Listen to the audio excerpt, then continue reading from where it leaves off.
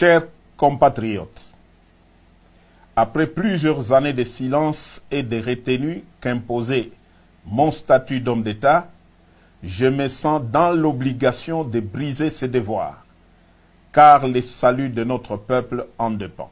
Les élections de 2018, qui ont consacré une passation pacifique du pouvoir pour la première fois en RDC, ont été soumises à un challenge dont l'objectif était la déstabilisation à la libyenne de tous les pays.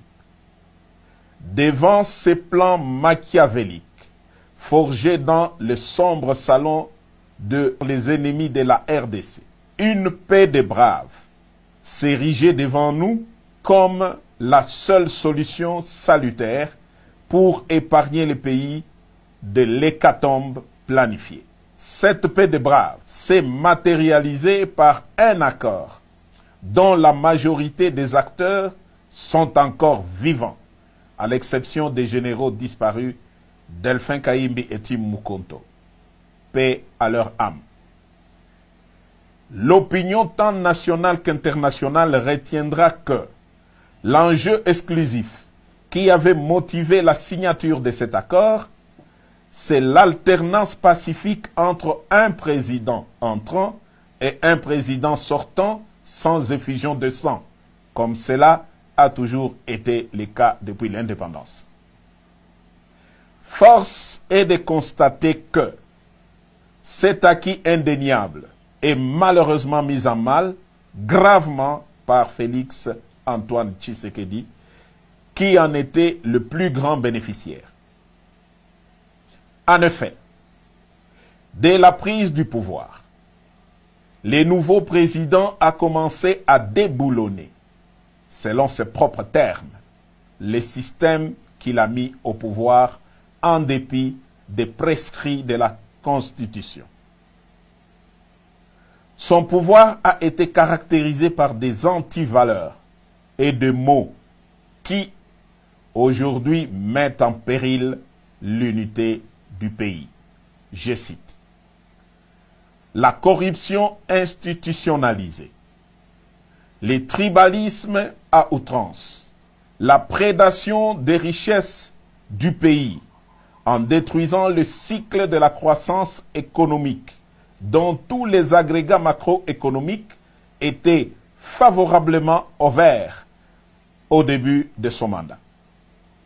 L'instrumentalisation et la tribalisation de la justice, les assassinats politiques, ainsi que le crime d'État dans le Katanga et dans l'Est de la République. La paralysation et la caporalisation du Parlement, symbole de la démocratie. L'affaiblissement de l'armée et du système de défense par les tribalismes et les traitements à la tête du client.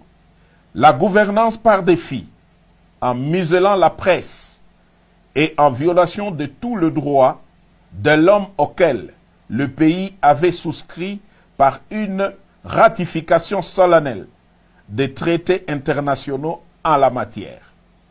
Pour preuve, l'arrogance des menaces publiques dans les discours au Kasaï et à l'étranger à l'encontre des opposants politiques, la mort de l'opposant Chérubin Okende est tout sauf un hasard.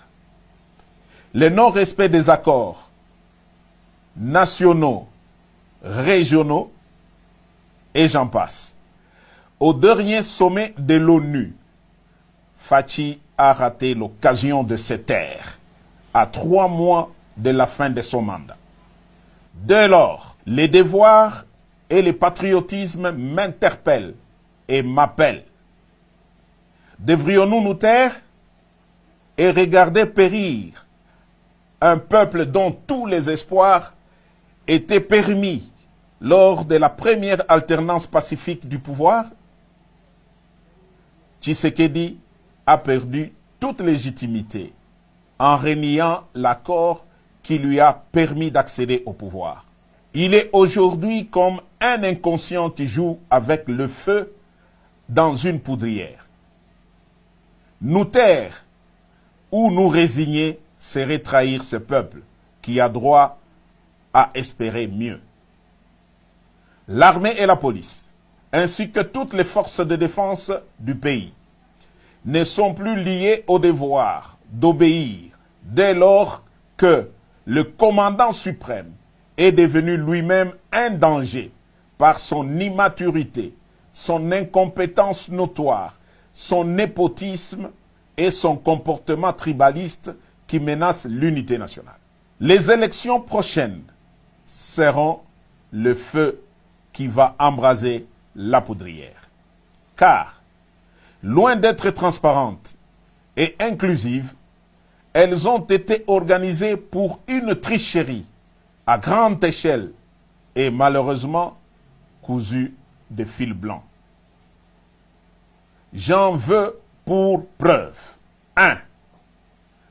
La répartition des sièges ne représente pas la vérité démographique de province et les faits en faveur de milieux sociaux favorables à Fachi.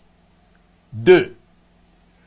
La CENI est fortement tribalisée, ainsi que toutes les chaînes de commandement pour l'organisation des élections, à savoir A. La chaîne de commandement des opérations électorales. B. La chaîne de financement des opérations électorales. Et C. La chaîne de sécurisation des opérations électorales. Sur plus de 450 tribus en RDC, le contrôle de toutes ces chaînes de commandement est assuré par une seule tribu, celle des Fachi. 3. Le fichier électoral est biaisé. Certains kits électoraux sont et continuent à être dans le main de pro-Fachi, qui attendent de bourrer les urnes au moment venu. À cela s'ajoute l'enrôlement massif des mineurs dans les grands Kasaï pour bourrer les urnes en faveur de Fachi. La CENI devient donc un piège, un vaste complot contre la démocratie. Je répète, la CENI devient un piège et un vaste complot contre la démocratie. Il est donc impensable que des politiciens veuillent participer à de telles élections pour légitimer un pouvoir qui conduit le pays tout droit vers son implosion. Si, en connaissance de cause, ils y participent quand même, ça sera soit qu'ils sont complices de Fachi, soit parce qu'ils poursuivent des intérêts égoïstes, personnels et inavoués au détriment de l'intérêt général du peuple. Je ne reconnaîtrai donc point, par devoir sacré et sur le serment du soldat, les pouvoirs qui viendraient de ces piètres élections si jamais elles ont lieu dans les conditions si haut décriées. Fachi, après avoir craché sur tous ceux qui ont milité pour son pouvoir, n'a ni droit de se représenter, encore moins de conduire l'indispensable transition pour créer un bon climat propice aux élections dignes de confiance et source de légitimité politique. J'en appelle donc à la conscience de tous les fils et filles de la République à barrer la route à cet aventurier qui est comme un pachyderme dans une poterie.